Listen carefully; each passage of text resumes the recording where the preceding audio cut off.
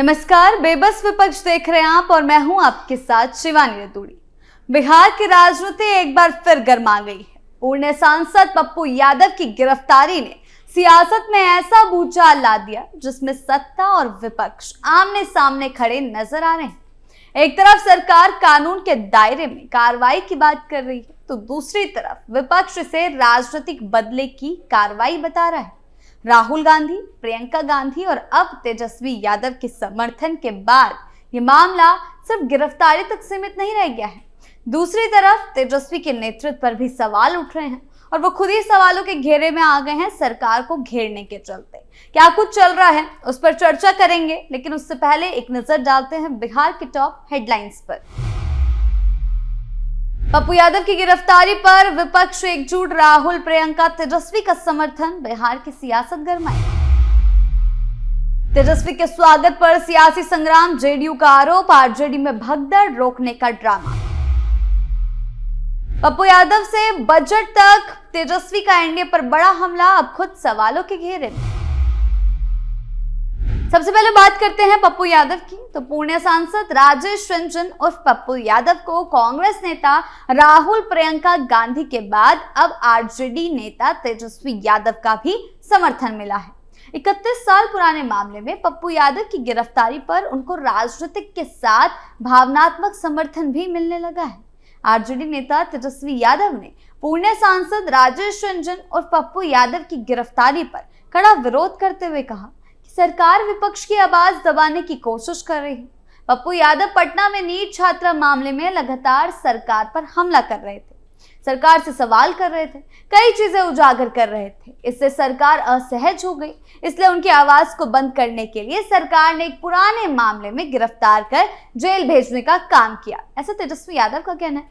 उन्होंने ये भी कहा कि केंद्र और बिहार की सरकार लगातार विपक्ष की आवाज को दबाने का काम कर रही है।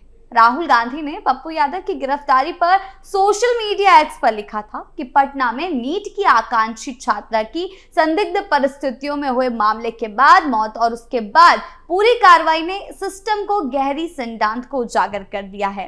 पीड़ित परिवार ने जब निष्पक्ष जांच और न्याय की मांग की तो वही पुराना भाजपा एनडीए मॉडल सामने आ गया। केस को भटकाओ, परिजनों को प्रताड़ित करो और अपराधियों को सत्ता का संरक्षण दो। इस बेटी के लिए न्याय की आवाज बनकर साथ ही सांसद पप्पू यादव जी मजबूती से खड़े हुए। आज उनकी गिरफ्तारी साफ तौर पर राजनीतिक प्रतिशोध है ताकि जवाबदेही मांगने वाली हर आवाज को डराया और दबाया जा सके। ये राहुल गांधी का कहना है। उनका यह भी कहना है कि यह घटना किसी एक मामले तक सीमित नहीं दिखती, ये एक भयावह साजिश है, खतरनाक पैटर्न की ओर इशारा करती है जहां और भी बेटियां शिकार बन रही है। सत्ता की इस खौफनाक सच्चाई से आंख मूंद कर बैठी है, यानी कि विपक्ष पूरी तरह से एकजुट होकर एक के बाद एक ट्वीट कर रहा है, बयान दे रहा है। ये राजनीति नहीं, इंसाफ का सवाल है, ऐसा उनका कहना है। ये बिहार की बेटी की इज्जत। और प्रियंका गांधी ने कहा है पप्पू यादव की गिरफ्तारी का विरोध करते हुए सोशल मीडिया पर लिखा, एक्स पर लिखा कि पटना के हॉस्टल में नीट की तैयारी कर रही छात्रा के साथ जो हुआ वो झकझोर देने वाला है, ये हम भी मानते हैं। हालांकि सरकार इसको लेकर लगातार प्रयासरत है, काम कर रही है। सीबीआई जांच के लिए सरकार से अनुरोध किया गया है। मामला सामने आने के बाद सरकार का रवैया उससे भी ज्यादा खौफनाक है, ऐसा प्रियंका गांधी का कहना है।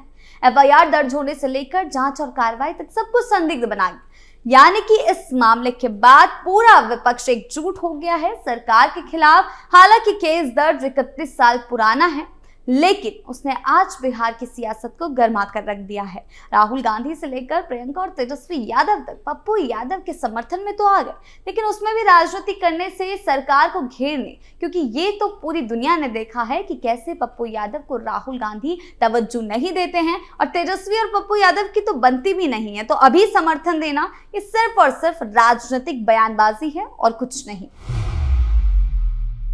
बात करते हैं अगली खबर की। तेजस्वी यादव के पहली बार राष्ट्रीय कार्यकारी अध्यक्ष बनने के बाद जब वो पार्टी कार्यालय गए तो प्रदेश का माहौल पूरी तरह से गर्मा गया, जिसके बाद खुद तेजस्वी के नेतृत्व पर ही सवाल उठने लग गए।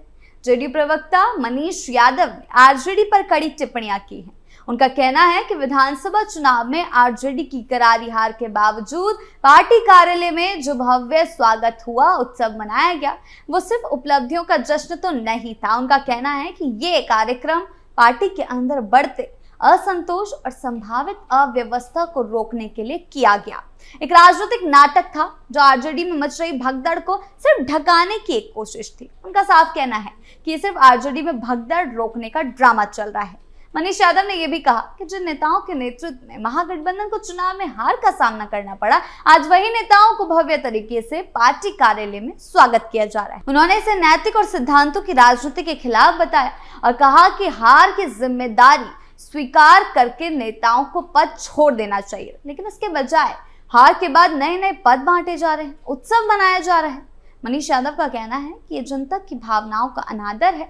इसके साथ ही उन्होंने तेजस्वी यादव पर भी निशाना साधा। उनका कहना है कि राजद की राजनीति हमेशा एक ही परिवार के इर्द गिर्द घूमती रही है।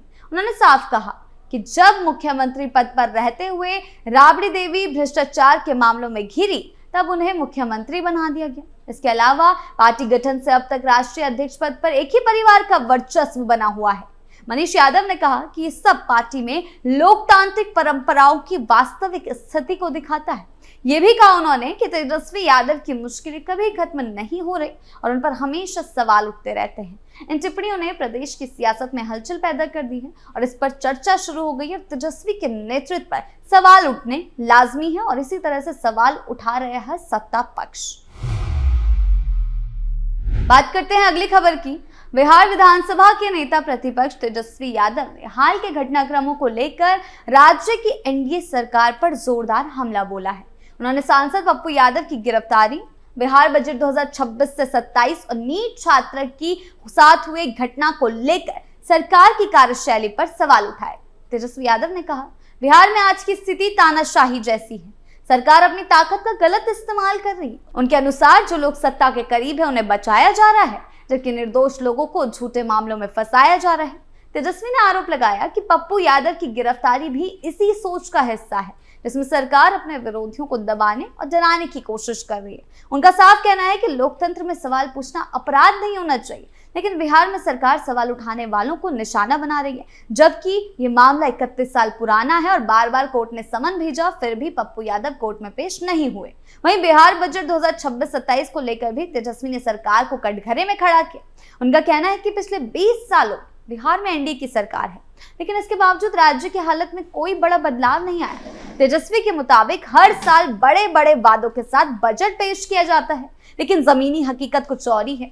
उन्होंने कहा कि ना तो युवाओं को रोजगार मिल रहा है, ना नए कारखाने लग रहे हैं, ना उद्योग आ रहे हैं, ना विकास दिखाई दे रहा है। शिक्षा और स्वास्थ्य जैसे बुनियादी क्षेत्रों में बिहार आज भी देश के सबसे पिछड़े राज्य में गिना जाता है। तेजस्वी ने कहा कि बेरोजगारी और पलायन अपने चरम पर है और ऐसे हालात में इस बजट से जनता को कोई खास उम्मीद नहीं। नीट की छात्रा के मामले को लेकर तेजस्वी यादव ने सरकार पर संवेदनहीनता के सवाल उठाए।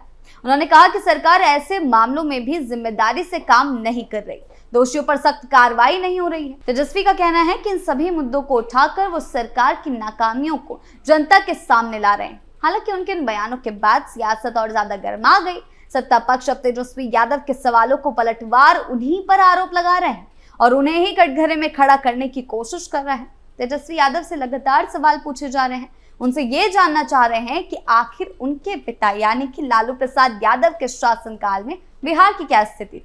लोग पूछ रहे हैं कि आज बदलाव हो रहा है, लेकिन उस समय क्या था? उस समय कानून व्यवस्था कैसी थी, शिक्षा कैसी थी, स्वास्थ्य कैसा था और विकास की हालत कैसी थी? इसके साथ ही ये भी सवाल उठ रहा है कि जब तेजस्वी यादव खुद बिहार के उप मुख्यमंत्री रह चुके हैं, तब उन्होंने इन्हीं मुद्दों पर उस समय जोर क्यों नहीं दिया? पक्ष का कहना है कि आज जिन बातों को लेकर तेजस्वी सरकार को घेर रहे हैं, उन पर अगर पहले ध्यान दिया गया होता तो शायद बिहार की स्थिति कुछ और होती। ऐसे सवालों के कारण तेजस्वी अब खुद राजनीतिक बहस के केंद्र में आ गए हैं। इस तरह के सवालों का फिलहाल प्रदेश की राजनीति पर कोई बहुत बड़ा असर नहीं दिख रहा है, लेकिन ये तेजस्वी के लिए आत्ममंथन का समय जरूर है। लोगों की अपेक्षा है कि वो केवल आरोप प्रत्यारोप की राजनीति से आगे बढ़े। अब वो सिर्फ सरकार को घेरने वाली रणनीति पर काम करेंगे तो और भी ज्यादा बैकफुट पर आ जाएंगे। अपने काम पर ध्यान देने की जरूरत है, उन्हें राजनीति पर ध्यान देने की जरूरत है। उन्हें यह देखना होगा कि पार्टी को मजबूत कैसे किया जाए, परिवार को मजबूत कैसे किया जाए, जनता के बीच भरोसा कैसे बनाए रखें। साथ ही ये कहा जा रहा है कि तेजस्वी को अपने परिवार और पार्टी दोनों के संतुलन बनाकर चलना चाहिए, ताकि भविष्य की राजनीति में वो खुद को मजबूत और जिम्मेदार नेता के रूप में पेश कर सके, वरना वो यूं ही बस अपने पद का फायदा उठाते रह जाएंगे। बिहार की राजनीति इस समय सवालों और जवाबों के दौर से गुजर रही है। तेजस्वी यादव जहां सरकार पर लगातार हमलावर हैं, वहीं अब उनसे भी उनके अतीत और उनकी भूमिका को लेकर सवाल किए जा रहे हैं। तो कुल मिलाकर बिहार की राजनीति इस वक्त ऐसे मोड़ पर खड़ी है। पप्पू यादव की गिरफ्तारी ने विपक्ष को एक मंच पर तो ला दिया, लेकिन उसी के साथ तेजस्वी यादव का नेतृत्व, उनकी राजनीतिक दिशा और उनकी पिछली भूमिका भी बहस के केंद्र में आ गई है। एक तरफ तेजस्वी सरकार की नाकामियों, तानाशाही और संवेदनहीनता के आरोप लगा रहे हैं सरकार पर, तो दूसरी तरफ सत्ता पक्ष उन्हें अतीत, पारिवारिक राजनीति और सत्ता में रहते हुए किए गए कामों की याद दिला रहा है। जब उनके पिता सत्ता में थे, उस शासनकाल की याद दिला रहा है। ऐसे में आने वाले दिनों में ये देखना दिलचस्प होगा कि क्या ये सियासी टकराव सिर्फ आरोप प्रत्यारोप तक सीमित रहेगा, या फिर बिहार की राजनीति में कोई ठोस दिशा और जवाबदेही की शुरुआत करेगा। फिलहाल इतना तय है कि बिहार की सियासत और ज्यादा तेज, तीखी और सवालों से भरी रहने वाली है। तो फिलहाल बेबस विपक्ष में इतना ही। आपकी इस बारे में क्या राय है, हमें कमेंट सेक्शन में जरूर बताएं। धन्यवाद।